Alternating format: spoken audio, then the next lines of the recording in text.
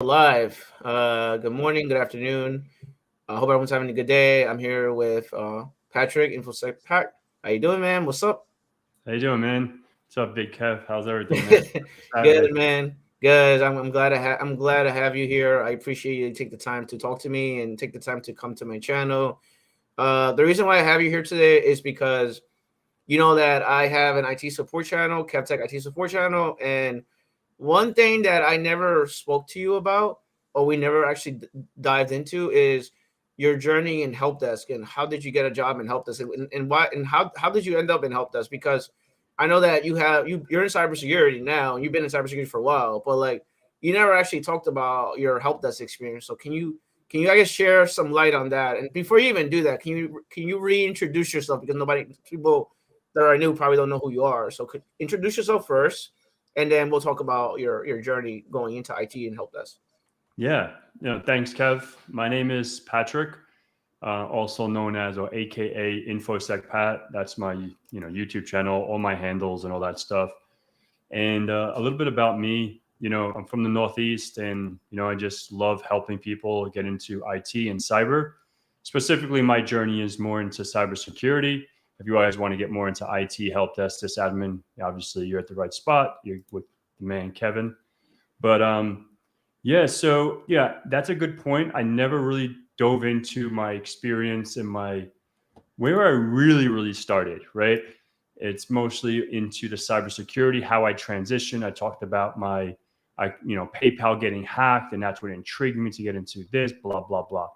But where did it really start, back in the days, So I'm from New York originally, and I live down south now. And I grew up very, very in poverty. I'm just gonna be 100%, right? Just keep it 100. Like poor, just don't like blue collar. You work in a union, you work bridge painting or whatever you do. That's what family members did in my family. Like that's the route to go. And obviously some stuff happened. I'm not going to be talking about that, but like some stuff happened in my family, so I came down here and I finished school, high school down here in Florida. And yeah, after that, I started like working with my uncle as electrician because I'm like, okay, like he has electrical business. This is the right way to go. You know what I mean? So I was electrician for like a year and a half. I was always like, I worked during the summers when I would come down to Florida. Like I would work with my uncle for the 3 months and then, make a few dollars and go back home.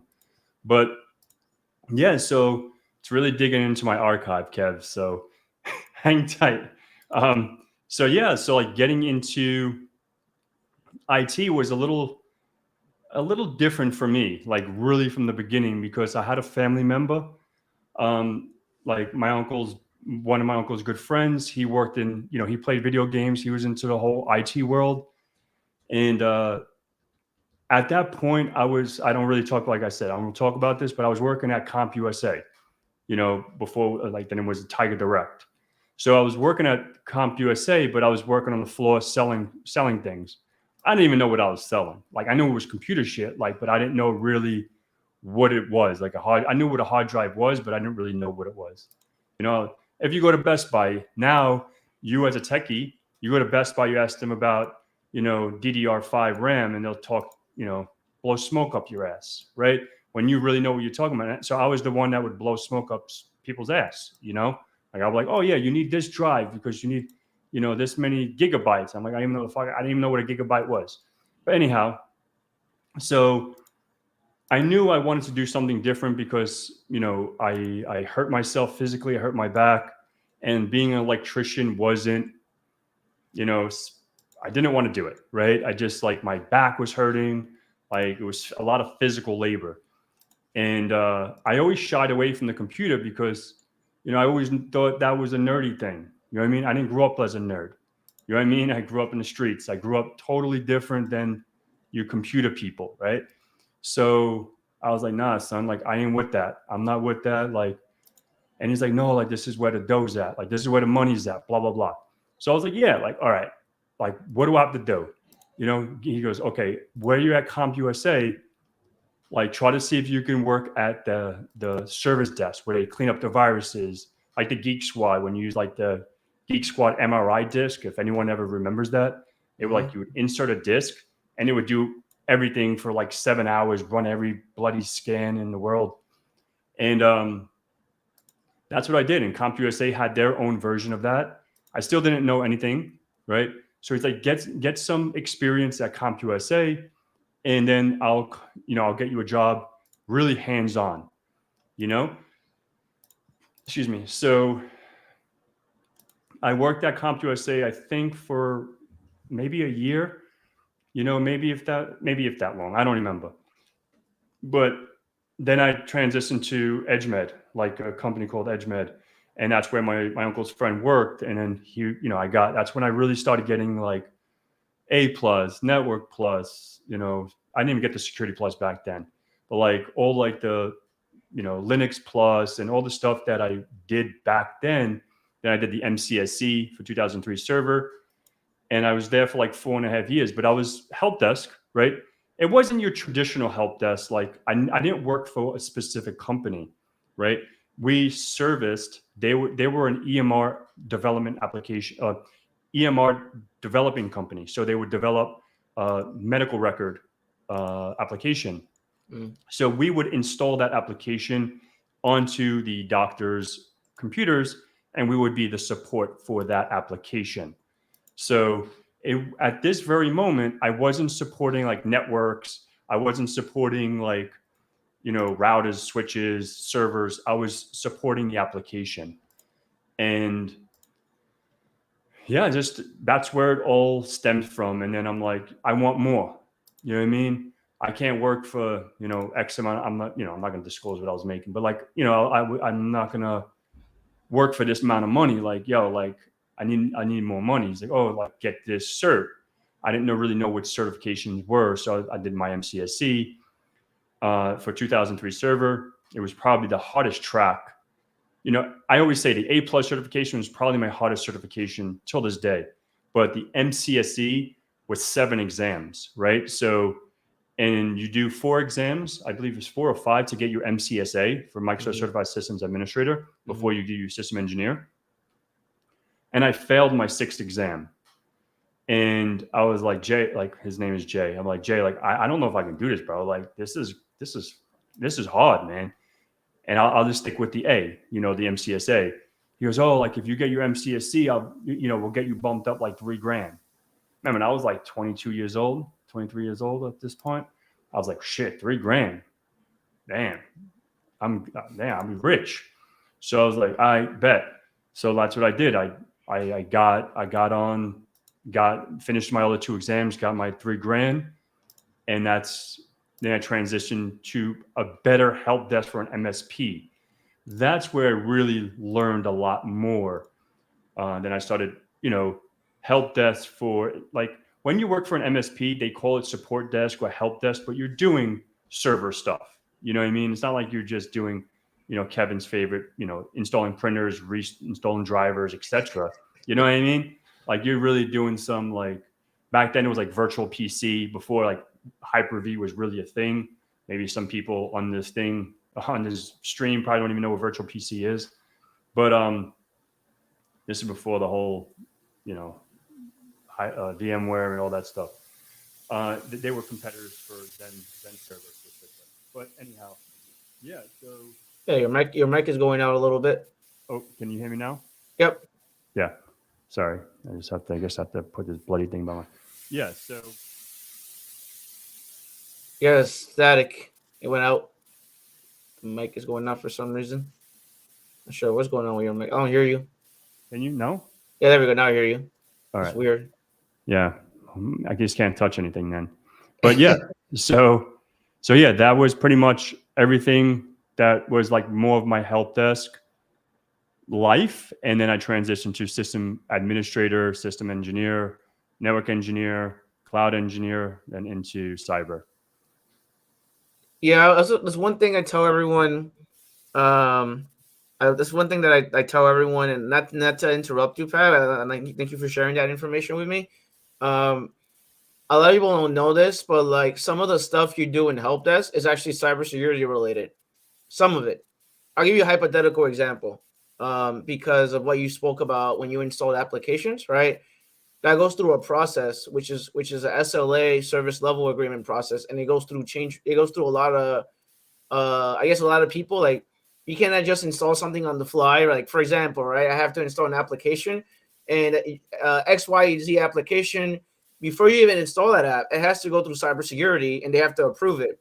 Even the director has to approve it, and the manager has to approve it. It goes through a lot of approval processes, right? Because we cannot just randomly install an app without the approval processes, right?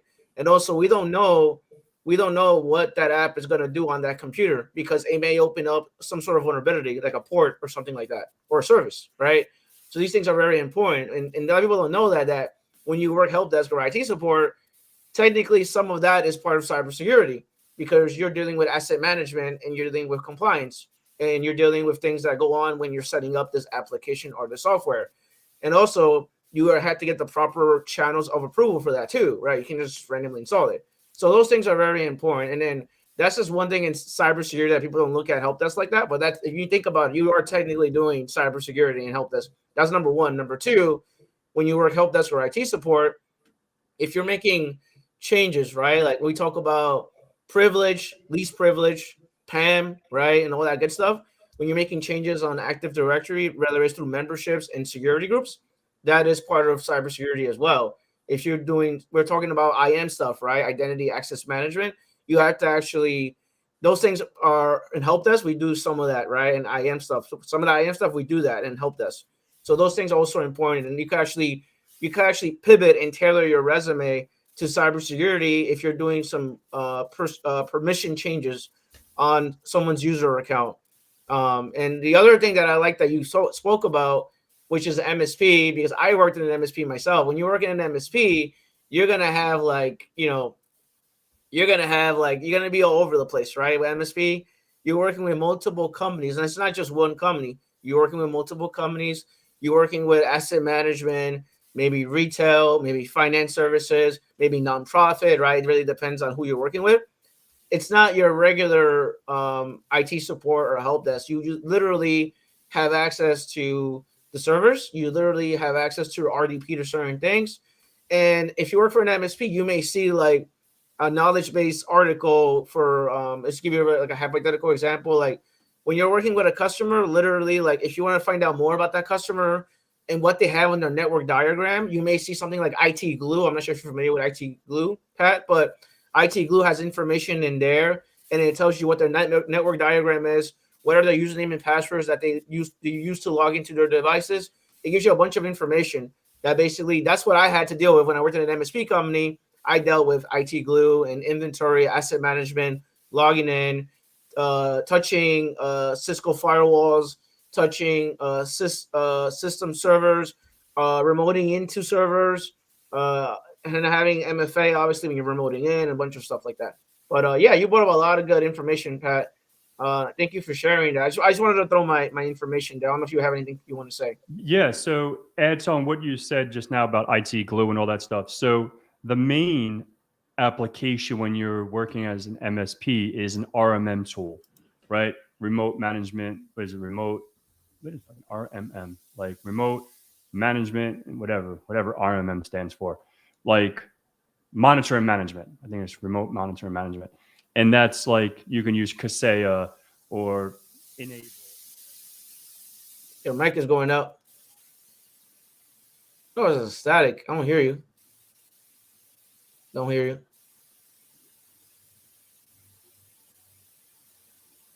I don't hear you for some reason. It's like staticky for some reason. Not sure why. Still can't hear you.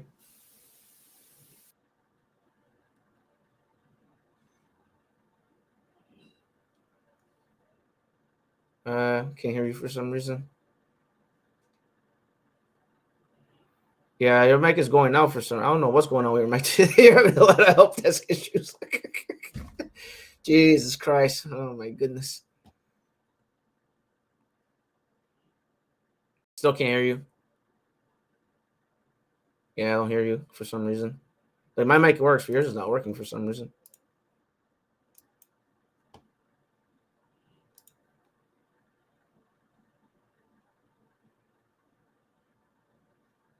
Yeah, I can't hear you. So weird.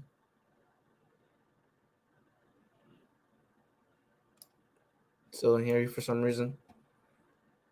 Are you using Chrome or Firefox? What browser are you using?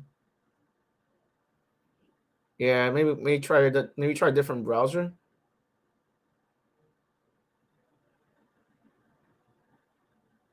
Strange that I can't hear you. Sorry guys, we're trying to get this fixed for him. Yeah, he's gonna rejoin in a little bit. His microphone issues for some reason. I'm not sure why. But in the meantime, what I'm gonna do is I'm just gonna say hi to you guys. All right, let me get the chat open. Hey guy, hey, how you doing? Hey, how you doing? Good to see you, Ken. Yeah, I have a lot of friends from the Philippines. Nice to see you, Michael. Give me a second. I am going to bring Pat back on to see if this works. Can you Let's hear see. me? Yep. All right. Oh my goodness. This is why I don't work help desk. I'm not going to even touch anything. I feel like if I get a drink or if I move my mouth, something happens. So I'm just gonna So, Pat, what were you saying before about IT glue and all that stuff? Oh, yeah. So, yeah, like another tool that you can utilize is like an RMM tool. So, remote monitoring management or remote management monitoring, whatever it stands for. That's so you can access and remotely access and manage the client's computers, the servers, etc. So yeah, like I'm familiar with IT glue and all that good stuff as well. Yeah, and Pat, like what I know you work cybersecurity and everything, but like for cybersecurity, like I know you were hacked and you were curious about being in cybersecurity and stuff like that. Like I guess as someone that, because I get to ask this question a lot. It's kind of be, and I hate asking this question because it's just like, and I made a video on this already, but like, what do you think of what do you think is the best way to dive into cybersecurity? Like some people give me, you get like 100 different answers, right? Some people say go get a certification. Some people say you should start at help desk. Some people say you should start as a sysadmin, go into the help desk, sysadmin, cybersecurity. Some people say you should start at help desk, get a job as a network admin, and then dive into cybersecurity. Like, what is your opinion on that as far as breaking into cybersecurity? Yeah, that's a very good question, and it's a question that it's hard for just one person to answer, right? Like if you ask me today how to get into cyber, I would have never known the path that I took, right? The only thing I know is the path that I took. So like what worked for me may not work for the next person, right? Or what worked for someone else may not work for me, right? So if I was to give my opinion on that, like you can get right into cyber Mm-hmm. without the whole help desk sysadmin network admin, but it's going to be a lot more difficult in my opinion, right? Because what if you're doing, for example, an external assessment, right? You're trying to gather information and you have to go do a DNS zone transfer, for an example, right? If you don't understand what DNS is and what DNS really does, you know, like some people don't even understand the difference between like a C name, an A record, triple A, like all these different, like a TXT record or whatever kind of records these are in DNS. Like a lot of people just know an A record, right? Because an A record points to an IP address and whatever, blah, blah, blah. But when you get into the nitty gritty of the different, zones, I don't want to harp on DNS, but Mm-hmm. like say for example, if I'm doing reconnaissance, you're like, oh, okay, if I say go to shodan.io or Shodan and let's look and see if ABC Incorporated that we're doing this assessment, see if their IPs from Aaron, which is their BGP block or whatever. Let's go see if they're exposed to any ports. Yeah, you can do Nmap and you can do your whole recon with your fancy tools, but there's other ways. And if someone doesn't understand how to really query on different services and ports, and you learn that like a Network Plus or an A Plus or maybe a CCNA or something like that, you will learn those basic fundamentals of networking and systems. So I always recommend getting your foot in the door as like a, maybe not as low. It all depends on like where you at. You know, like have you ever touched a computer before? You work at fucking Bob's Deli, the bodega, and you want to get in IT, or like do you work in IT? You dabble in it like a buddy, right? Like our friend, like a guy that helps me. Uh, Owned. I'm not gonna put his name on. Owned, right? He never Mm-hmm. worked in IT. Like he dabbled with it, had his own home lab, but he doesn't come from an IT background, right? Now, now he's working in IT with the company that I got him in, and now he's killing it. You know what I mean? So, and now I think what that information that he's gathering and information that he's learning over the past, I don't even know how long it's been now, 4 months, 5 months. He didn't have all that experience, exposure to Office 365, Azure, all the servers, and he's learning something new every day. So now he can take that and say, for example, if that company said, you know what, D, like I want you to do some Azure pen testing or cloud pen testing or whatever, he has that under his belt. He understands how, you know, Azure works, or he understands how federated services work, or whatever, maybe whatever he's using. I don't even know what the hell he uses, but you know, so having that fundamental knowledge is definitely key. Yeah, I was gonna say that like you don't know what you're doing if you don't have fundamentals. The fundamentals is very vital to IT, and I stress the living hell out of that, whether it's through A plus or Network plus. Just reading the like I don't like, and then this is the other thing, like A plus security, like A plus Network plus security plus. Like I don't say you should, like, it really depends where you are, but like I'm not gonna force you to get a certification, right? But you should at least understand and learn the fundamentals, right? Understand about hardware, software, networks, TCP/IP, how things talk to each other. You need to understand the fundamentals, the basic stuff, because if you don't know basics, like it's going to be a problem for you when you try to break into, I guess, cybersecurity or any role in IT. You're just going to be like, oh, I don't know what the hell I'm doing, right? So it's very important that you actually understand what you're doing, and that's extremely important. And that's the thing that I spoke about with you spoke about with Derek. I watched your podcast with Derek, and is saying Derek is like, you should know, if you know blue team stuff, you should know how to attack. So if you know blue team stuff, you should know red team stuff. If you know red team stuff, you should know blue team stuff. What do you think about that? That's a good one. I believe to an extent, right? To an extent, because if you're a blue teamer, right, and a blue teamer, for those who don't know, because obviously a lot of your audience probably isn't into hacking and stuff like that. Blue teamers are the ones that defend against an adversary, right? Defend against the attackers or hackers or whatever you want to call them. So now and there's a lot more jobs as a blue teamer, right? Blue team jobs are up the wazoo. Look, MGM just got hacked. Caesar's Palace got hacked, right? So if they had a good blue team and they would have, gave these users some social engineering training, that would have never happened, right? So that's besides the point. I don't want to go on that because that whole LinkedIn thing, bananas, right? But so having that blue team experience, right? Having that blue team experience, defending, analyzing, being that analyst, right? And understand, okay, like if there's a co-browsing attack, or if there's a pass the hash attack, or anything like that, like understanding you may not have to know how to do the attack and how to perform the attack, but when you see the attack from a red teamer or whatever, you can defend against it that much better. Mm. Right? So let's do on the flip side now, right? So now I'm a hacker.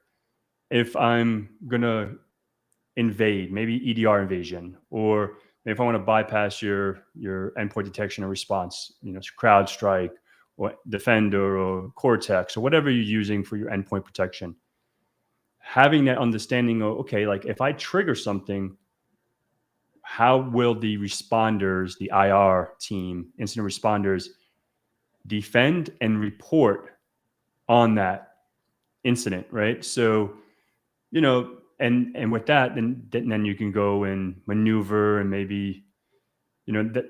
So to sum it up, yeah, you should know both sides, but obviously, if you specialize in one, understanding the other to a certain extent will be beneficial for sure. Got it. Yeah.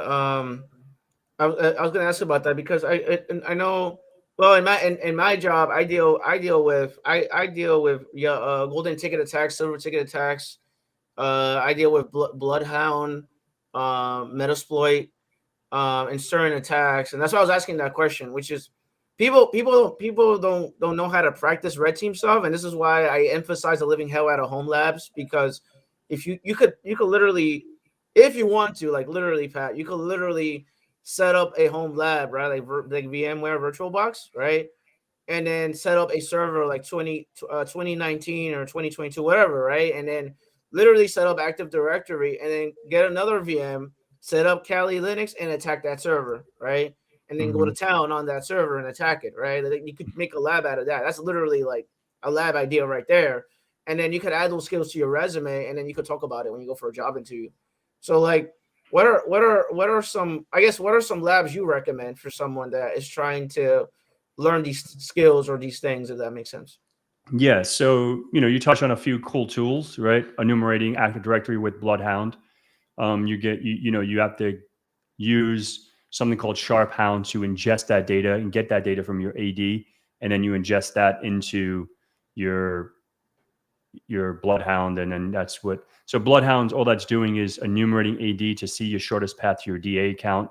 Because when we're trying to attack your Active Directory, the main goal, the objective is to become DA, right? Become a domain admin.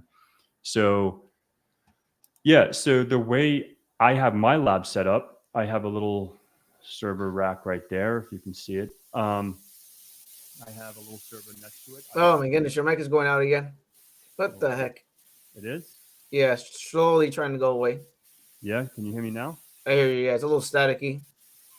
I don't know what's going on. Can you hear me though? I hear you, but Staticky still? yeah. Holy moly. I Can you hear me or no? hear you, but static. Let's see if I come back. Yeah, I don't hear you Can now. you hear me now? Yeah, I hear you. It's better? Yeah, it's a little better. This $1 million mic sucks. Devin, if you're watching this shit, this mic sucks. Might as well stay with my Blue Yeti USB shit. But but yeah.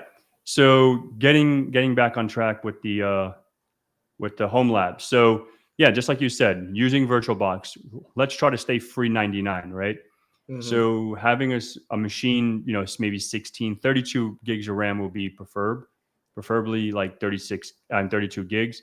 You could do it with 16 gigs, but set up VirtualBox, like you said, set up Windows Server 2019, set up a domain controller, add a few little, Windows 10, Windows 11 client boxes, join that to the domain, just so you can have some clients and some, some real world type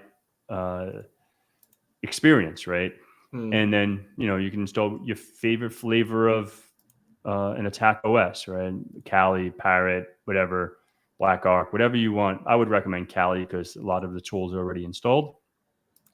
And yeah, and just like go to town and just learn how to enumerate whatever you're trying to enumerate. Try to create some share, like try to create it as realistic as possible. Like when you go into a real environment, like I've been able to attack, a network with SMB share enabled, right? So SMB shares are enabled. Now we can utilize that, and maybe that calls out to a printer using LDAP 389, and now I can compromise and listen in on that connection, running Netcat or whatever, a listener into that connection or into that device, whatever that multifunction printer, etc. And whenever someone authenticates to it or sends a print job to it, it has to authenticate, right? And you do that with something Netcat. You can run Responder. There's a whole bunch of tools. And then what we do is we get the hash file, right? So it's called an LTLM v2 hash. With that hash now, we can try to crack it, right? We could take that and try to use Hashcat or John the Ripper or whatever, and try to crack that password. Or we can use something called like crack map exec, and then we can do what's called pass to hash. So now we can take that hash, we have it, Kevin as the user, and we have his hash. We may not know his password like, whatever his the clear text password is, but we can definitely move that around the network and see if it sticks. It's called a spray and pray, right? Mm. We pray that sticks somewhere. And to say, for example, it sticks on a SQL server. Oh, snap. Now we can authenticate to that SQL server, and maybe that SQL server has an SA account, right? That authenticates to that SQL database. And then we can, look at the, net local, we can look at the local users, see what users, and start enumerating that box and, keep going down, right? We could talk hours and hours about hacking Active Directory, hacking internal networks. Mm-hmm. And you can all do that. You can do all that stuff for free, right? Just set it up all in your house and it'll take you less than 2-3 hours, right? Just set up, and you can attack it for ages. So yeah, that would be my recommendation. And if you really want to get, jiggy with it, set up a router, right? Like pfSense, a virtual router. Start routing that traffic. So then you can, set up an actual like a SIM tool, Alien Vault, or whatever you want to do is see, okay, when I run Bloodhound or when I run Metasploit on this, now you can have like a Linux box off to the side as a SIM tool that, you can do all your pointers to point to your SIM tool, and then you can get a little bit of like purple teaming, right? You do your red, you're doing your attacking AD, and you can defend, but then you can be like, okay, purple's right in the middle, right? You can be like, okay, we're the attacker, but we're the defender too. So we're going to work together to try to have a better, security policy procedures. No, that makes sense. I don't want to interrupt you, but I didn't want to cut you off either. I was looking at the chat, and someone asked both of us a question, and I have an answer to this question. It's like, what projects should I do for experience before getting into desktop support? I'm applying everywhere with A+ and not getting anything back. So, to answer your question, Steven, if you're not getting a call back at all, it may be your resume. So sometimes it might be an issue with your resume. If you're not getting a call at all, you're gonna have to reevaluate your resume. And I like Mike Miller's approach. I'm not sure if you're familiar with Mike Miller, but Mike Miller works in cybersecurity. He says that if you're doing the same thing over and over again, you need to take a step back and then reevaluate everything from a 360 point of view. Like, just get out of your scope, reevaluate your whole resume, reevaluate everything, and see what's going on with that resume and see what you're doing. That's number one. Number two is people get jobs with home labs. So, like, do you have a home lab on your resume? Like, are you learning Active Directory? Are you learning Office 365? Are you learning password reset, account creation, security groups, NTFS, sharing folders, creating shared drive permissioning, mapping folders, mapping drives? Are you learning things that are required for desktop support? That's number two. Number three is going to be, for me, for desktop support, you should know about a ticketing system. So what ticketing systems have you touched? Have you touched ServiceNow? Have you touched Jira? What ticketing systems have you done and have touched? And is that on your resume? Then number four for me is going to be, since you've done Office 365, Active Directory, ticketing system, you may need to know SSCM. You may not need to know SSCM. Really depends on the job. So you should look at SSCM and learning how to deploy applications using SSCM. You should know about Pixie Boot, how to boot into Pixie, how to get into the network and actually get into the images and actually build an image on the laptop. These things are very important. These things should be on the resume. So, Pat, I don't know if you want to add anything, but those things are very important. And it's going to go back to your resume, too. If your resume is bad, no one's going to call you. Just how it is. Yeah. So I definitely have, like, if you're not familiar with SCOM or SSCM or whatever, it's Microsoft's way to deploy applications and stuff like that. So maybe, and it's a heavy application, right? It's not an install next. It's a beast, What I would recommend, if you want to learn how to deploy using WDS, Windows Deployment Services, it's a lot less complicated. You set up your image, and you can enable Pixie. You could do that in VirtualBox. You press whatever it is to, I think you just go into the BIOS of it and whatever. Google it. Learn how to Google. And so that would be definitely something I would recommend. Even if you can't have ServiceNow, Jira, there's Spiceworks. There's so many free little ticketing systems that you can set up locally in your house, or just have a cloud base and just say, oh, I worked on this. Even though if you just create a ticket for your mom or, whoever oh, I helped my mom today, reset her password on her iPhone or whatever, or Android, whatever she has, and just create tickets on your own, And I think I have some stuff like that in like my Windows Server 2022 playlist. And at the end, like I did something about creating tickets. I hate, that's not something I enjoyed, but like doing the ticketing system and stuff like that, it's very critical, especially to have that, that documentation, which I don't know who likes documenting. I don't.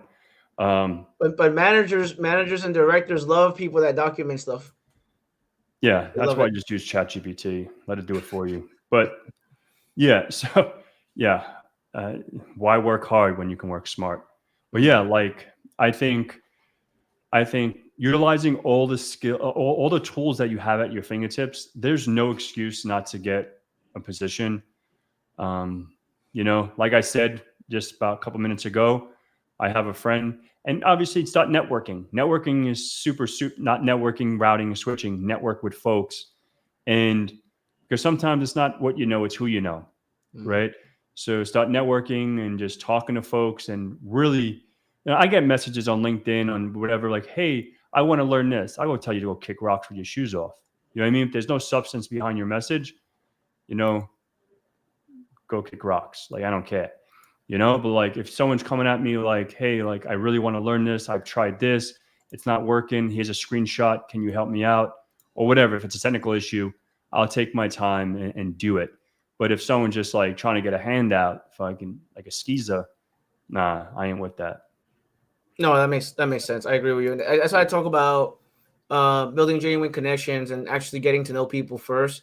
I have hundreds and hundreds of people that email me or message me on LinkedIn, Pat, and they just send me a copy of their resume with no description or anything. They literally just send me the resume, and I'm like, I can't really help you like that. Like, it's kind of like I'm gonna have to know who you are. Like, who are you, right? Like, why are you randomly sending me a message? I don't even know who you are. Like, why should I help you, right?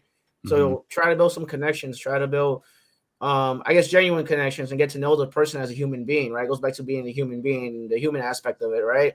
You don't want someone just randomly messaging you with a resume and they don't even put any context to it, or they don't even introduce themselves, right? Why should we help that person if they don't even know who you are, right? So very important. Let me give me a second. Can watch this? Yeah, it's gonna be recorded. Can packet tracer be used as a part of a lab? Yes, it can. Yeah. Let's see here. I'm looking at your questions, guys. Give me a second. Interview with CapTech take 3 because it wasn't working before. Yeah. This is why I don't work help desk, guys. Someone put an over the wire link. Yeah, Over the Wire is awesome. Over the Wire is like a war game that you can learn how to use Linux commands. So definitely check that out. Like if you want to take a screenshot of that, or you guys can watch it after, definitely check Over the Wire. It's super, super cool. You can do, I think it's called like Bandit. I think that was like the first level, and you can do like a whole bunch. I don't know how many levels in Bandit. I did that many moons ago. But yeah, they're fun. They're really fun. Yeah, let's see this one. I'm a student on my way to getting my bachelor's degree in IT, but I want to start my internship or entry level. Any suggestions where I should start at? Where you should start at, meaning like what company, or where you should start out at as far as the level? I'll try to answer it both. If you're a student, obviously network with folks and see if there's anyone that's hiring for interns, right? There's a lot of intern program. There's probably like websites to apply for internships. I'm sure. Like I never actually interned anywhere, so like like I said in the beginning of this live, I didn't have to intern. And entry level suggestions where to start at. Like I would say getting back to getting the help desk, getting more like but it all depends. Like you're gonna get a bachelor's in IT. I don't want to dog on that, right? Like I don't want to like guarantee when you get out of it, you probably won't still know nothing. I have a bachelor's, I have a master's, and I didn't know shit when I got out of school. You know what I mean? Degree doesn't mean you know what you don't. So that's why like getting that hands-on, really, really like is super important. So Start with your home lab and put that on your resume. Make a GitHub or like on LinkedIn, post your projects. Let it be known that you're hungry because people are watching. Trust me, there's eyes out there everywhere. And yeah, that would be my recommendation. Hopefully that makes sense. Somebody packet tracer is not the same thing as VMware VirtualBox. This is for networking. So packet tracer is from Cisco. So packet tracer is strictly just for routing, switching, firewalls, wireless, and stuff like that. It's an emulator or simulator, right? It simulates those. If you really want to get into the nitty gritty of routing, switching, you would use something called EVE-NG or GNS3. GNS3, yeah. You know, that's like where you're going to get your, that's for like, how do you like the big boys, like when you start understanding packet tracer, then you can move up to that, so VMware and VirtualBox is more like a virtual type 2 hypervisor. That means that VMware can be, that's the company. You have VMware Workstation, you have ESXi, vCenter, VMware that has a whole bunch of applications and stuff like that. But VMware Workstation sits on your desktop or your laptop, and you can install VMs on top of that. And likewise with VirtualBox. Yeah, someone, and I can't really answer this question because I don't work DevOps. It says, how do you go from being an enterprise architect but focus a lot on it? I don't know about that. Yeah, so I did some DevSecOps. I don't really talk about that, but DevOps, understanding Kubernetes, understanding Python, understanding APIs and stuff like that. Like, I never really done too much of that. I've done a little bit of more of like the DevSecOps. Yeah, I would just probably Google it, man. Like, I don't really, in analytics, I don't know anything about that. That's not my forte. So, yep. Yeah, that's just this person. I could relate to this person. This is a good question, Pat, even for you probably. So I got my first help desk job at an MSP. I feel like I'm over my head. Should I tell the clients that I'm actually new and unsure what's going on when I'm trying to help them on the remote issue? No, never tell them you're new. That would be a big mistake because then they won't have confidence in you. Then you'll be dogged and they wouldn't want you to help them. Never say, "Hey, I'm new." I would keep that shit to yourself, bro. Like, don't do that. Like, if you have a question, say, if you don't know, like, say you have no idea what the hell they're talking about, like, okay, like, ma'am or whoever, like, I understand that your printer is not working. It's not connecting to your remote desktop. Let me take a note of that. Let me look more into it. And then, consult with a senior guy or whoever you report to. Say, hey guys, like, I don't know what I'm doing. Like, help a brother out or help us, whatever. Yeah. Help a brother out. Like, I need help. I don't want to come off that I don't know, because once you come off that you don't know, trust me, you're going to get yourself in a shithole. Yeah, I 100% agree with you. The reason why I agree with you is because two things. One is, if you say you're new, the customer's not going to trust you. Two is you should build a reputation with the customers that you work. Every customer you work with, you have a reputation with them, and they get to know you as a person. And then if you lose your trust with a customer, they're gonna be like, oh yeah, Pat, I don't want to work with that guy. That guy's an asshole. So like, if your reputation sucks and you're not a good tech, they're just gonna go bypass you and go to another person. They ain't even gonna ask you for help at all, like literally. So my advice for you would be literally just tell them I'm looking at it, or I'm working on it, or I'm gonna talk to my colleague and see how we get this resolved for you. Like literally, I would try to ask for help with someone in your job. Now, Pat, I don't know if this happened to you, it's happened to me. Now, if you go in a work environment and they don't want to help you at all, like literally you're in your job and your team doesn't want to help you at all, like the other advice I could give you is go to your ticketing system and look at past tickets to see if someone resolved that issue in the past, or use your knowledge base. Like every company has a knowledge base to tell you how to fix the problem, or Google the living hell out of the issue. So it's like a couple of things you could do there. But sometimes, yeah, it's very you don't want to say you're green because it's gonna make you look bad. So yeah. Never say you're green. Never say you're, new. Yeah. Oh, owned. Yo. What it do, homie? yeah, so that's very, very important. Was this question? How, is doing things in VirtualBox will make you able to do it in real life environment?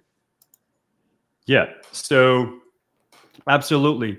Because remember, if it's in a virtual environment, if it's sitting on your laptop, sitting in GCP, sitting in Azure, AWS, private cloud, it's still the same exact thing. When it gets into the quote unquote real world, right? Like I have friends that have CCNPs, right? And the Cisco certified network professional, and they never really touched a router or a switch. Everything they do, they remote in, they SSH, and everything is remote, right? Mm. And this is a real life. I'm not going to put him on blast. If he watches this, he knows exactly who he is. They threw him in an MDF, right? Like they put him in a server closet and say, oh, like the uplink, or like one of the ports were bad, so he had to swap out one of the SPF, the ports, I think, whatever, FFP or whatever the hell they're called, the little ports that goes into the switch, and he didn't even know what it was, because it was always, everything was virtual, right? He didn't know really what it looked like.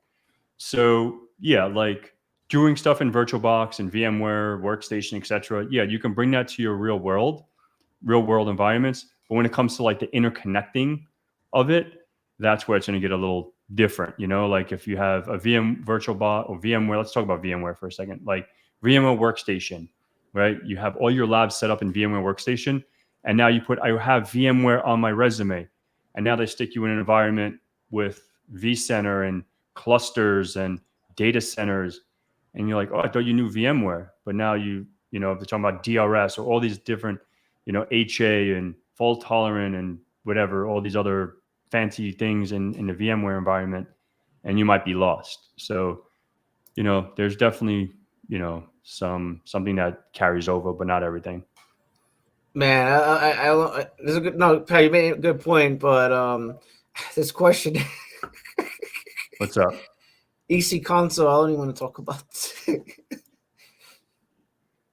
Yeah. I got a question for you. I picked up the EC console CCT practical scholarship. Do you think it's worth it?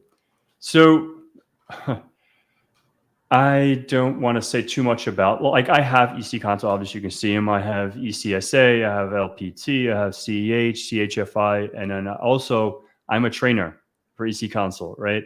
So I can't dog on them too much, but is it worth it? Like, I think I said this in my last video, actually, whatever that video was on. I don't remember. Like when I was talking about like the CEH, right? When I got my CEH, I thought I was on top of the world, right? I'm like, oh, this is like, I got it, 11 years ago now, my CEH? I don't remember, 10 years ago. And I was like, oh shit, like I'm a certified ethical hacker. I didn't know shit. I'm going to be honest. Like I knew I knew the theory, what rainbow table attacks were, because now they switched it up, right? Now you can get your CEH master. Now they give you some hands-on because you have like stuff like the OSCP, PMPT from TCM, the EJPT from eLearn Security, or now it's INE. So now they have to like keep up with the big boys, right? They have to give you some hands-on training or hands-on lab work, because all these multiple choice things, like you can go brain dump of, a bank of questions and pass the CEH, but it doesn't mean you know shit. That's just my take on it. That's when any certification that you don't get practical hands-on, but no, yeah, I agree with you. That's why I don't like. That's why I tell people when you get a certification, you should understand and learn the material, not just memorize questions and answers. That's why it's for just if you take an exam and it has A, B, C or D, and you're just memorizing this is A, this is B, this is C, this is D, it's just like you're not really learning anything, right? So it's important that when you take an exam, whether it's A plus, network plus, security plus, whatever it is, right? You should at least understand what you're doing, understand why that's the answer, understand the material that's there. Those things are very important, because I tell people like anyone could be a good test taker, but not when you go and actually do your job. Can you do your job? If you can't, you're going to be in trouble. So, Yeah. It's my thought process. And like that, yeah, that's true. Like I have another real world example. I don't know if I said this here, but like I have another acquaintance that I've grown up with. He got a CCNA. He's like, oh, I never want to take the Network Plus because that's a waste of money. I want to learn how to route and switch. He had to go to a client and he had to run cable. Like then it was like Cat 5e. Mm. And then he had to put it in the punch down with 586B, which is white, orange, white, green, blue. Wait, white, orange, white, green, blue, blue, white, green, brown, white, brown. That's the color combination in order to get this interconnected on the patch panel and into your keystone jack or your fucking your cable, right? The cable connector, whatever. They teach that. They teach you Network Plus. They teach you the proper cable connections, and you need to know how to do that in a job. You may have to create a cable from scratch. You don't know, right? Yeah, and yeah, exactly. And same thing with like cable testers. If you put cable tester, like this guy was at a job, and he went on site, and he didn't even know how to tone out a cable. He didn't know how to put it in. Okay, I need to go to the keystone jack. This one's not. Plug it in, and you run the little whatever you call that thing. Mm-hmm. And I have one of those in my bag. I don't really use it anymore, but it's definitely a good tool to have, and understanding those. Like I said, the physical stuff, that layer one of the OSI model, understanding the OSI model, the physical layer, because you're gonna, I don't know. Yeah, RJ45 cables. Yeah, see. Yeah, but half your problems in help desk is physical layer. Oh my. Yeah, you fucking. Yeah, a lot of it. Oh, this cable got loose, or that cable got loose, or it's not plugged in. That's not plugged in. Hey, do you see your computer? Yes, I see the computer is on. Okay, what about your monitor? No, it's not on. Is it plugged in? No, it's not. Right. So Exactly. you know how that goes. That's a good question, actually. This one. Where the heck is it? Let me go over this real quick because this person asked a good question. Yeah. So for we use knowledge bases. With the knowledge base is used for people that are new to IT. So if you're new, and if your company has a knowledge base, they use that to train their employees. That's what a knowledge base is for. They put all their information in there. So then if that issue ever comes back again, they know how to resolve it. So I don't know if you want to add anything to that, Pat. No, just have you ever turned it on and off again? Owen said off. Yeah. I like this question, Pat. This is a good question. Do you know any? Do you know about such? No, actually, speaking about the security blue team level 1. I think there's a couple levels, right? Level 1, level 2, and someone on LinkedIn passed one of their exams, and I was super intrigued, and I actually reached out to them, and I commented, and I'm like, hey, like, how was their training? I never took any of their exams, so I can't really give any insight, but it definitely sounds promising. It definitely looks like some good stuff. But yeah, I don't really have any insight on their company, on their site, on their certs or on their training. So yeah, so for me, to answer this question, I'm friends with Dave Johnson. Dave Johnson works in cybersecurity. He works for Datadog. He has the certification, and I know I'm on his Discord, so I know someone got a job getting the cert. So they did two things. I'll tell you right now, they did Security Plus, and they did the certification. Apparently, this has like hands-on training, right? And they did project work as well on top of that, and then they applied for a job and got a job. So that's just my personal experience. I'm going based on what I see on Discord. So I seen someone get a job with the certification. So that's just my personal experience. I don't know if other people got jobs with it, but apparently it's a good cert. That's what I'm going to go with. I think Pat has videos on home labs too. We both have videos on home labs. That person's asking, does Pat or Kevin have some videos on how to create a nice home lab? We both have videos. Yeah, I have I don't really call it home. I don't know if I call it home lab. I think I have like one like cybersecurity home lab, and like a Windows Server 2019 playlist and a Server 2022 playlist. and it's pretty much a home lab, right? You're setting up Active Directory, setting up DHCP, setting up DNS, you're setting up all, you can just go to my channel and just go to playlists, and you can see a couple playlists there on the topics. Yeah, I have my playlist is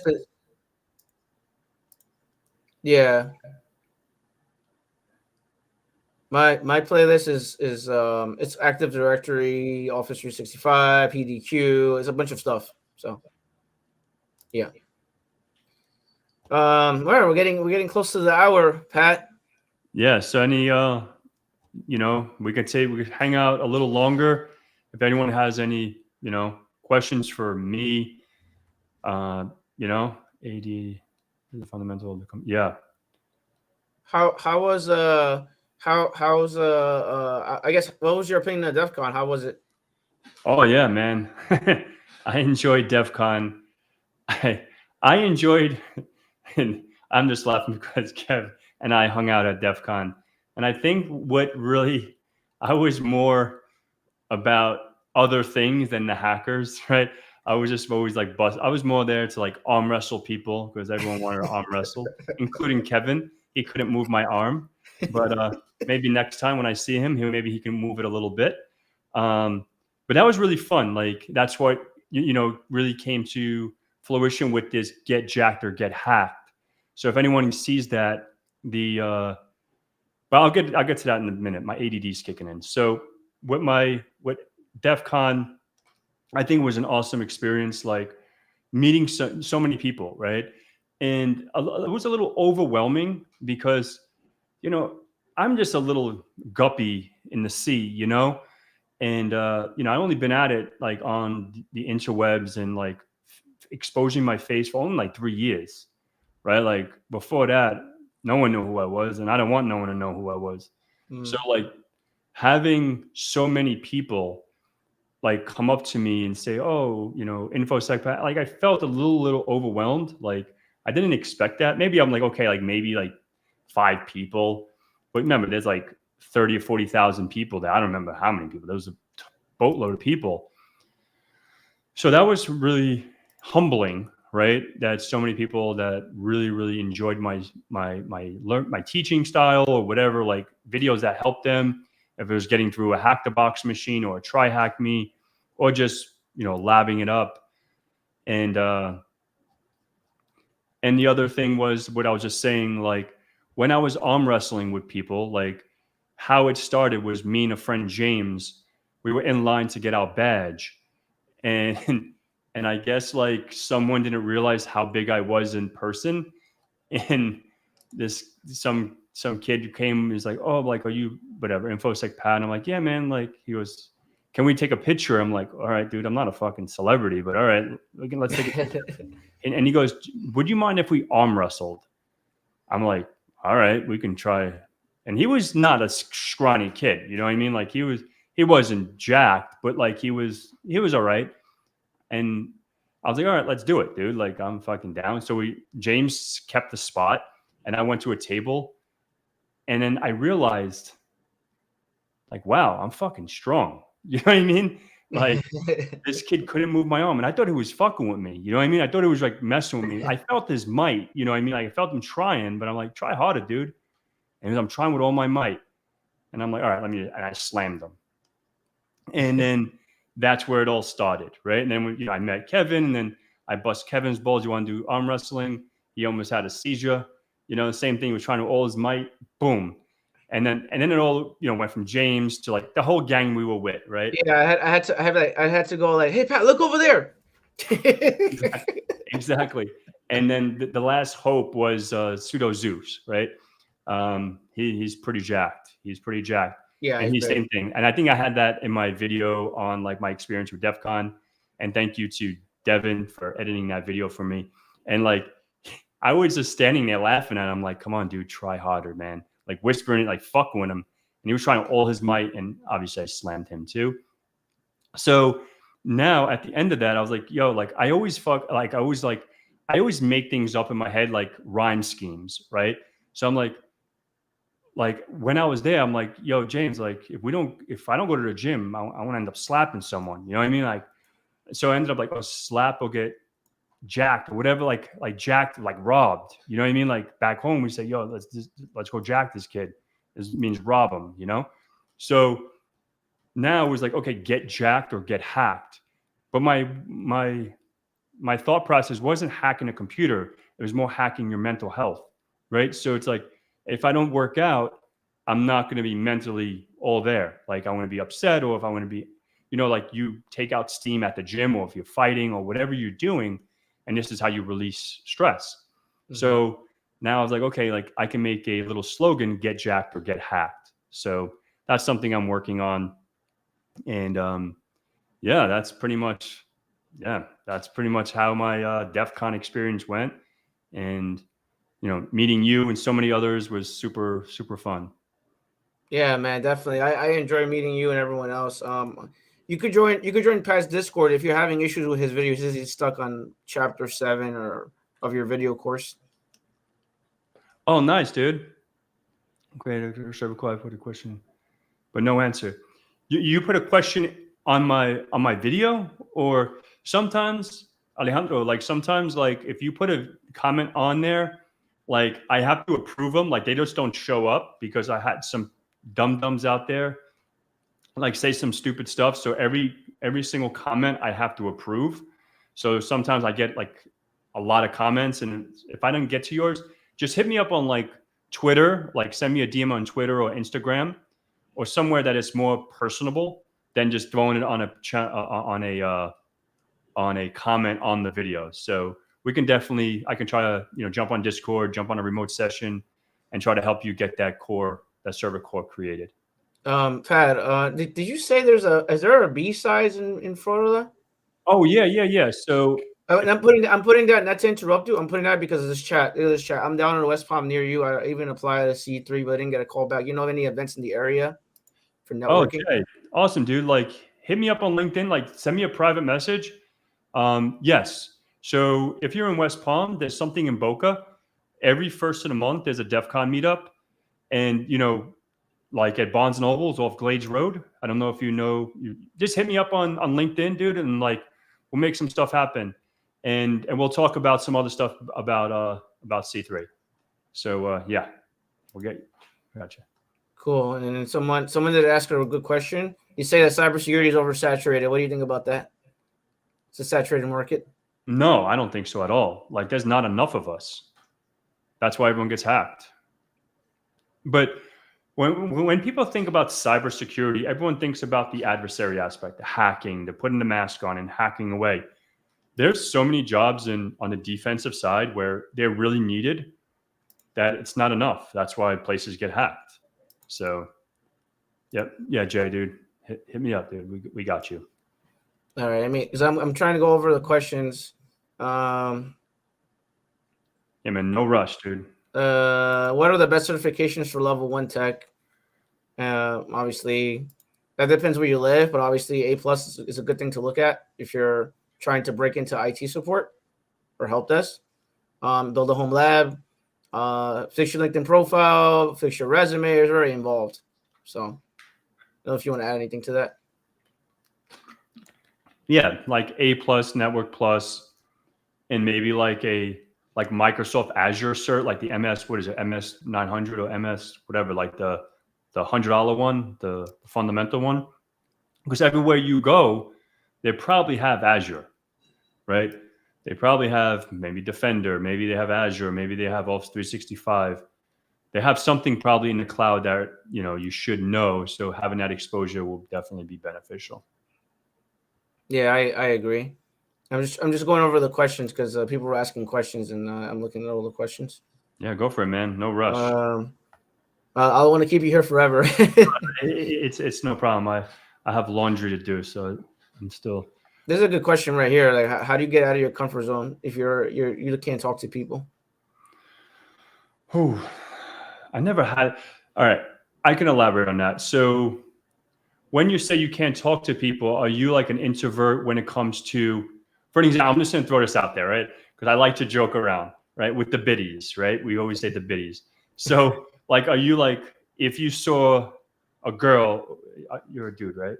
Yeah. So, like, if you saw a girl, like, that you liked or whatever, would you go up and say, yo, what it do? Like holler at her?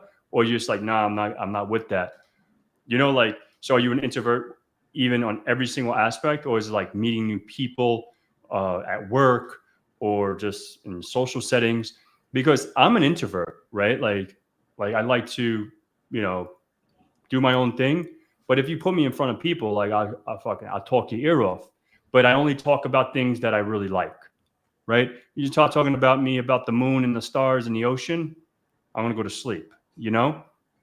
So, and like if it doesn't spark my interest, I don't care about it. That's just me. Like, not that I don't care that you like it, but don't bring it on me because I don't give a shit. Um, so yeah, just step out of your comfort zone. Meditation, maybe meditation.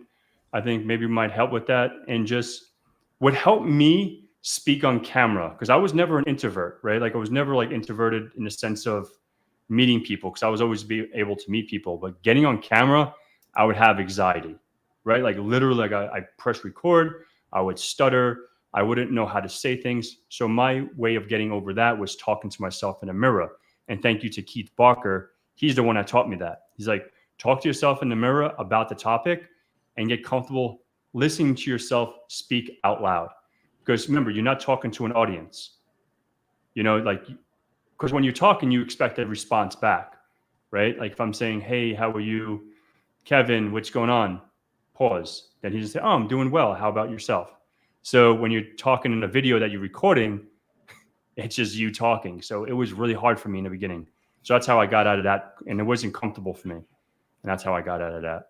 Yeah, for me, it's gonna be like join conference events, join social events. Like there are virtual events and there are actual on-site events, and try to put yourself out there and see what happens.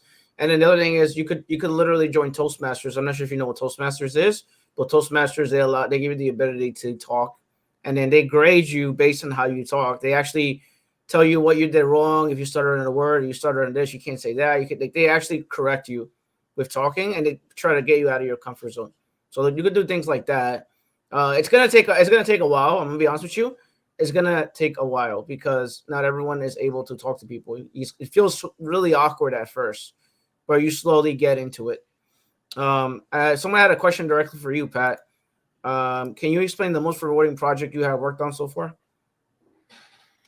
Most rewarding, like for work or just in my life in general? I guess I'll do both. Um, so work related to work, I think man, I think migrating to from Exchange 2007 to 2010, and then moving from 2010 to Office 365. That was my biggest thing, my biggest project that I actually worked on pretty much solo, you know, and this was what 10 years ago now, maybe longer.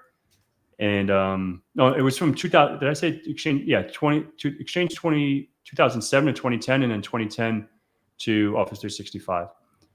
And that was probably my biggest accomplishment. That a project I worked on for work and for my own self. Like my old house, I ran all the cables in my house, and I put a patch panel in my house, and I ran cable to each room to have a RJ45 connector and a Keystone jack, and that was a pretty fun.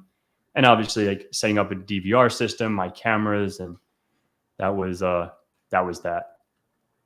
Got it. Yeah. Someone. So still a couple more questions. I'm gonna take a few more, and then we'll head out after that. Pat, how's it sound? Yeah, yeah. We can go to 1:30. That's fine. 20 more minutes, and we can bounce. Yeah. So this question: is it possible to get an IT position with just A plus and has years of customer service experience? I say you should build a home lab too, like build a home lab and have that experience on your resume. Customer service is actually really good experience to have on a resume. Just letting you know. If you're applying for IT support jobs, what do you think, Pat? No, yeah, most definitely. Like customer service is definitely key, especially if you're doing help desk and because you're dealing with customers all day long, right? And I think just with your A plus, like the thing is today, the market, it's so competitive. That's the thing. So it's like, remember that. And you may just have an A plus, but what about person B has A plus network plus and customer service? So it's like, you always have, depending on where you are geographically as well, right? Where are you in the world? But, if you're in a little town that there's, a couple of people, you're A plus and you show someone you're A plus, they'll probably be, shaking out of their boots or jumping out of their boots or whatever, like super ecstatic. And, but yeah, I think it's possible, but definitely throw in a home lab setup and get that hands-on experience. That definitely will help. Yeah, that's the other thing is that everyone you may compete with someone else because everyone may have the A plus. You don't know, right? What if someone else has the A plus like you do? Sometimes you got to make yourself stand out through several ways. One is home lab project, and then the other one is how you interview, right? Like some managers love someone that has an amazing personality. Some managers love a person that has good technical skills, right? So it really goes back to how you market yourself and how you sell yourself on a job interview as well. Those things are important as well. Yeah, if you want to throw that owned up there, like I was able to land my first job, if you throw that up, I can talk on that. So this is the person I was talking about, right? Like he had no experience in the field, right? Like as an IT professional, but he had his home lab. He killed it. Like he has VMware, he has some layer 2, layer 3 switches. He has things at his house. I was like, holy moly, dude. Like when we first started linking up and he started showing me his home, like, dude, you know some shit. You know what I mean? So, and he doesn't have any certs. I don't think, no, I think he just took the first part of his A plus and he passed it. And so and he added a little thing, obviously with a little help from a friend, and that friend is myself, right? So that's why networking is key, and you never know who comes comes across your life and who but yeah, customer service skills and home lab experience will definitely get you there. And just do everything virtual, right? Like you don't have to spend buku bucks, right? You don't have to spend a lot of money. Just spend, have your laptop, and that's all you need, right? And yeah, so just Yeah, and I was gonna say to answer someone's question. Yeah, I was in the same girl that said the question about the A plus. Yeah, you could build a home lab using VMware VirtualBox, or you could do it on the cloud using Microsoft Azure. I have videos on that. So Pat has videos as well, like certain videos for certain things for Active Directory. So you could definitely do that and add those skills to your resume, and then start applying for jobs. So I definitely recommend that. So I want to ask you a question, Kev. Like for the Azure stuff, right? Do you have to put in a credit card? That's why I never liked. Like you have to put in a Yeah. So the way I do it is, and I show it on the video. Basically, the video. If you watch my video, you can see it on the video. The way I do it is I don't share my card information. Yeah, that's what I would have wanted. Yeah. So I put my card information, and then what I do is you have to completely shut down your VM, otherwise you get charged for it. So I shut down the whole VM, but you get $200 credit from Microsoft. So that $200 could last you for almost a couple of months without you paying anything. So that's why I recommend you take advantage of the $200 credit. So you build like one VM, which is a server, and you build another VM, which is Windows 10 or Windows 11, and then the Windows 11 machine, you join that to the domain, right? And then you have it on the domain, and then you go to like have some fun with that, right? You go into town with that, right? You build an AD account, you log in with that AD account, then you create share folders, then you basically set up group policy, right? And you actually set up account lockout threshold, turn that on, and then you replicate that, right? Try to lock out the user, try to lock him out, and then he gets locked out. Their help desk, right? You remote into the other server, you unlock the account. Okay, let's expire the account. You go into the user account, you expire the account. All right, cool. All right, let's put this account expires in 3 days or whatever. You just play around with AD, right? Once you have that experience, then you could add that in your resume, right?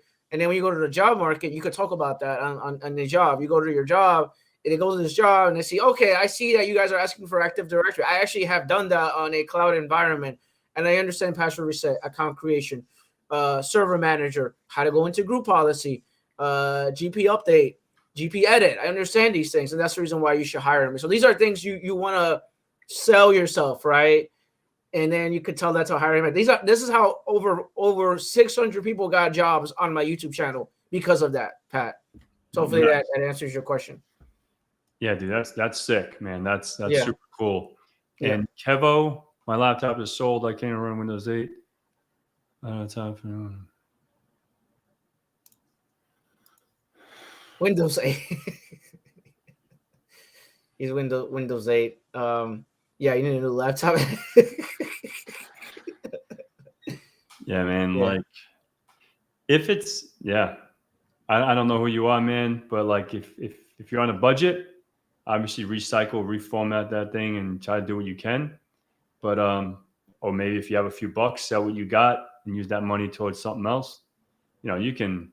There's so many ways to get around that, but yeah, this one is what would be suggestions for upcoming demands in the industry? The candidate may have support experience and no coding experience.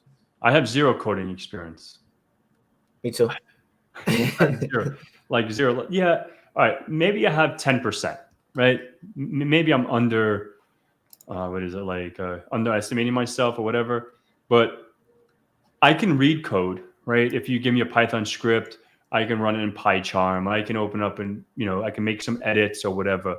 But like, if you actually know, like, yeah, I can make a calculation. I can do like the basics, right? Like, but I can't go, super deep into it because I'm not even interested in it. That's not even an interest of mine. So that's what I think it really boils down to. If something's super interesting, that's why I was talking about, like, if you talk about the sun and the stars and the rocks and the ocean, I won't give a shit because I don't care about the ocean. Yeah, that was me too. Like I went and a lot of people don't know this. I actually never spoke about this. Maybe I have in the past, but when I went to my technical training school, I had the option, like, do you want to do coding or do you want to do A+, right? And Network Plus. And I did coding first. So like I did CSS, HTML, Java, and I started doing it. And I'm like, this is boring, man. I hate this. I was miserable. I hated it. I'm like, this is not for me. So then I switched over to A+, and then we did computer repair and we did hardware support. We did operating systems. We did virtualization. I'm like, I love this stuff. This is pretty cool. But the coding stuff, man, that is not for me. I do not like coding whatsoever. So yeah, and that's what I hate. Like when people say, you need coding to get into cyber and all that. I'm like, I don't know. I'm doing pretty well for myself, and I never touched a code in my life. Yeah. What laptop do you prefer? I don't know what you're talking about. What do you mean prefer basic, mild, or mid, or premium? Like a cheap one, a medium one, and an expensive one? Is that what you mean? When you talk about mild, I talk about like food, like mild, hot, extra hot, or I'm messing with you. Yeah, like if you're talking about minimum, maybe something about minimum requirements for a laptop. I think 16 gigs of RAM is good enough. 16 gigs of RAM. That's what it all depends on your budget, dude. Yeah. Like how much you got, how much dough you got. You know what I mean? Like if you're a baller, ball out. If you're on a budget, stay within your means. But I think, spending $1,000, maybe $1,000 or US. I don't know where you are. If you're, if you're overseas or whatever, but maybe 800 to 1,000 US. I think that's a decent amount to spend on a laptop. Yeah, you could spend $500, whatever, but then you have probably, 16 gigs of RAM, and that's the maximum that board supports. You have to look at what you're trying to build or what you're trying to accomplish, right? I wouldn't just like, go get, a $3,000 laptop to go on Facebook. You know what I mean? Yeah. And speaking of that, that's what I do, right? I have my machine that I was talking on is probably $4,000. And what I do is make YouTube videos and go on Facebook and LinkedIn, right? So maybe I'm not the right person to ask. Yeah, I have a gaming PC. I play video games and I do video editing. I do a bunch of stuff. That's why I have a high-end PC. But this person, I like this question. Yes, you don't have to know everything about cybersecurity. You're always learning. That's the thing with me is I tell people I'm always learning. That you're gonna have some know-it-alls in IT. Nobody knows everything. It's just the reality of IT and cybersecurity. Pat, what do you think? I didn't even read it. Does anyone need to know? Yeah. So, I think having a niche and this is I think I talked about in another video, like having your niche. Same thing, for example, let's speak about pen testing, right? Everyone wants to be a pen tester, or they hear that buzzword hacking, but what do you want to hack? Like when I went to Defcon, right? When we went to the car village, like James and Myro and Hyro, Gyro, whatever, they were like balls deep. Like Ryan, right? Ryan, the little guy, 16-year-old kid that fucking hacks cars and airplanes and all this shit. Like that's his interest. But if you put him probably in an Active Directory environment, he won't know where to start, right? Yeah. So cyber and even pen, like I said, pen testing. If you want to do web app pen testing, you want to do infrastructure external, whatever. Hack fucking airplanes like that they were doing at DEFCON, aerospace, and doing all this fun stuff. It's like it all depends on what you want to get into, man. Like find your niche and go balls deep. You know what I mean? That's what you have to do. That would be my recommendation. Just get your niche and just go all in. Yeah, I definitely like. Yeah, I definitely agree with you. Like it really depends on a lot of different things, and what do you want to learn? What do you want to do in cyber? And I tell people with cybersecurity, when you tell me you want to go into cybersecurity, it's like telling somebody I want to be a doctor. What kind of doctor do you want to be? Right? There's so many jobs in cybersecurity. So what do you want to do? So exactamente. Yep. Thank you. Thank you, Pat. Very helpful. Someone said, does Pat have a YouTube channel? Yeah, I put it in chat earlier. InfoSec Pat is Pat's YouTube channel. Can you please subscribe to him, because his channel recently got taken down, or he actually got a strike, so he couldn't upload any videos for a while. Yeah. So, but I'm back. I'll probably be uploading a video right after this video. Speaking about, I don't know why, like lately, maybe because I'm networking with you and other folks, like they were always like about like cyber. Now it's like, oh, like interview questions, like, oh, what to expect on an interview. And I'm like, I'm the last person to teach like about that. So I'm like, you know what? Like going back into my archive, my little brain up here, my little fucking peanut. Like I was like, oh, let's see what's in there. Like what kind of questions that I used to get asked? Like, oh, tell me about your strength and weakness, right? And just to give you a, hopefully when you guys watch that video when I upload it, the question, and you probably got it, Kev. Like, where do you see yourself in 5 years? 5 years. Answer this question. Like, if I said, Kev, like, where do you see yourself in 5 years? What is normally your answer? 5 years. For me, like that answer, I used to have a regular answer for, like, I could see myself going into probably pivoting over from my current job into management, and then maybe move over to something else later on. That was my question. That was my answer before. Now, for me now, it would be like, it really depends. It really depends if I do my one-on-one with my manager and we do our key KPIs, and we figure out where I want to go from there. And I have to physically see if I like to do it or not. And based on that, I may go into management. I may go into something else. It really depends on what I like, because I don't want to just dive into something and then I like it and be miserable for 5 years, right? Yeah. So and you guys are going to be surprised with my answer.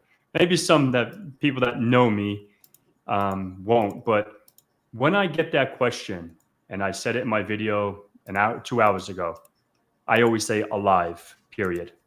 That's all. I don't care if I'm working with you, if I'm working with, NASA. My answer, if you say, oh, where do you see yourself in 5-10 years? I always say alive. Next. That's my answer. Always. Because I'm not going to say something I don't mean. I'm not going to say, oh, I want to be here for the next 5 years, because maybe that might not be the truth.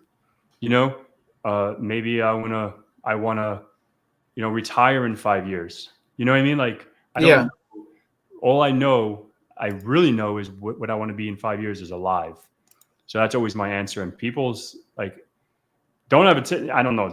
I'm not saying take my advice, take my answers, but I always say that. I don't know if that's the best answer, but yeah, kudos to group. Thank you, Master IT. Roadmap to rewarding tech career. Thank you. Appreciate it. Appreciate you. I always appreciate you. I have him on speed dial, just like you, Pat. That's awesome. Yeah, man. So yeah, we're getting to like about 1:30. So yeah, I really, I appreciate everyone hanging out for, as long as we have, and really appreciate it, Pat. Yeah. Like I always keep Pat keeps it real. He'll tell you how it is. He's just how he is as a person. Yeah, like I don't bullshit. I don't like the same way I am on here, the same way I am behind the camera, right? Like that's one thing about me. Like I don't sugarcoat. I don't, But the thing I like about Pat is that he doesn't sugarcoat anything, but he's super nice. Like if you go and ask him a question, he will respond to you. Yeah, super nice. He's not, like some people think that he's unapproachable, but he is. You can actually talk to him. So, yeah, that's the other thing. Yeah, and especially at Defcon, like people are looking at me like, dude, like I'm a cool guy. There's maybe I look into, I don't know. I don't even want to say what I look like, because I look at myself every day. And I know myself, so I know what I have to offer. Yeah, you look like a printer. Person. You look like a printer, Pat. Oh yeah. You look like a printer. That printer. You're lifting printers, Yeah. Pat's a big guy. I love Kev. All right, man. So like if there's anything else, like obviously you can go ahead and ask me anything on like my InfoSec Pat, or if you guys want to hit me up on any social media. It's pretty much InfoSec Pat at everywhere. Yeah. Thank you. Appreciate that. I'm super honest, and I just keep it real. You know what I mean? Always keep it a buck, son. That's it. So that's why I say I'm not your typical nerd. I'm not a nerd, really. If you know me, I'm far from a nerd. But yeah. So I really appreciate Kev. Much love, and yeah, thanks, Kevin. I really this. Awesome. Kudos to you, dude. Yeah, Pat, is there any final words you want to say to like the audience of encouragement or anything? Yeah. So final words. Obviously, thank you for spending an hour and a half on your Saturday with us. I really appreciate that. I'm sure Kevin does too. And for everyone that asked me questions, thanks for asking us questions. And hopefully what I provided in the beginning of the call or beginning of the live was informative for you folks.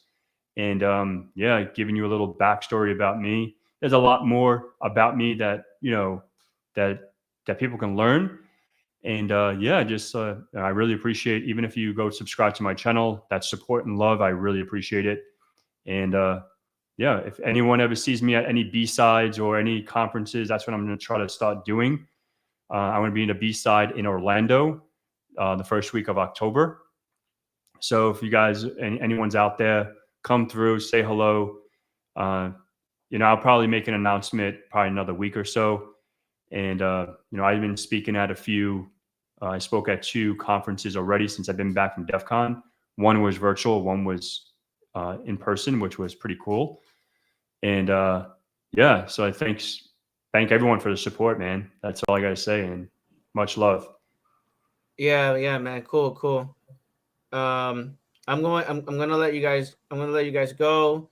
Pat, let's keep you here for a little bit because I want to catch up with you. I haven't spoken to you in forever. Like on video. The only time we spoke was on Defcon. So thank you guys. I hope you guys have a good day.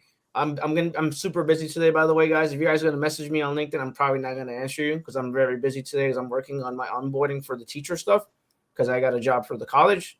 So I have to work on my onboarding stuff. It could take me a couple of hours. So see you guys later. Hope you guys have a good weekend. Have a good day. And thank you, Pat, for being here. I appreciate you. Thank you. All right. In stream. Later, guys.